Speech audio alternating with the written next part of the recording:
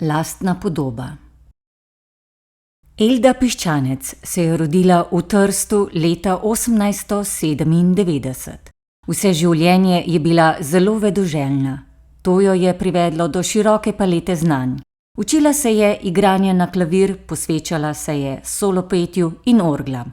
Govorila je več tujih jezikov. Njena ljubezen pa je bilo umetniško ustvarjanje.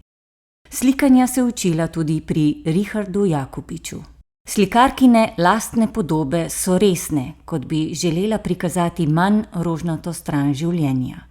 Tudi njene portrete povezujejo resnobnost, zamišljenost in zazrtost v nevidni svet.